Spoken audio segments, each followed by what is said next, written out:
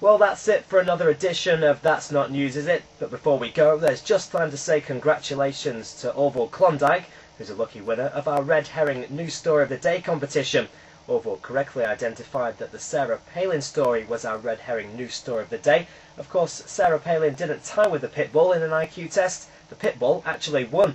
Orville was randomly selected from all the correct entries we received to win an advance copy of our very own Felix Spaghettio's new book, The Joy of Three-Way Sex, which will be available from all good adult bookshops next month.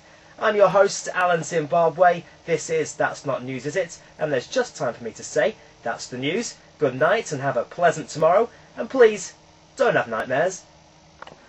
Yeah, well, that's another thing that's sort of developed as we've gone on. It's Felix's stories now is usually like they toss back to Felix. Toss probably wasn't the best language for describing Felix's reporting, but yeah, he'll touch base at the beginning of the show, won't he? And then we'll check back in with him throughout the show. Well, it's kind of dropping in with some live links, which is always interesting because then it kind of gives the show a bit of narrative. Yeah, it makes it feel more like it is actually sort of live at the time. Yeah, a bit of a story got to it, and yeah.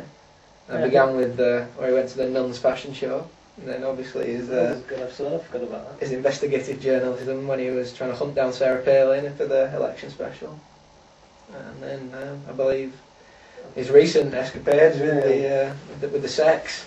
Just because Felix went and had sex live with her, and that was kind of one of the only things that Jonathan Ross and Russell Brand did. He didn't actually have Andrew Sachs's granddaughter in the studio, bent her over and fucked her while Jonathan Ross was... That would have been good radio. ...laughing along. Yeah, it would have been good radio. I imagine she was filleting Jonathan Ross. Now that would have been a webcam. I would have... Well...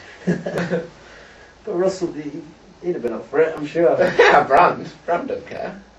He'd have been loving it. Loving it. Yeah, but that was kind of the only thing was left for them to do, so we thought we'd kind of do that, and then... and the way that people reacted, you'd have thought that's what they did do. So we thought we'd push that boundary. That's what we're about. We're pushing boundaries. Pushing boundaries further. We are. Pushing the boundaries of taste and decency and never looking back. Yeah, that's where we'd have a career. Yeah. Well, there's a few things we're thinking of doing. Yes, yeah. We want to give them away. We've already given the people ideas to steal. Well, yeah, I mean, and the That's Not News possible taking it down into a sitcom route. I'm toying with, I've begun the idea, but obviously time constraints, doing the other stuff. It's not always easy to get time to sit down and get writing. But yeah, and maybe taking it to the stage one day. I think that's the ultimate goal. I think taking these characters and bringing them to life. Yeah, even more so than we already have done. Yeah, because they are pretty lifelike. We'll see how Tom Moran goes down in his native Scotland. Yeah. Our adventure probably not very well.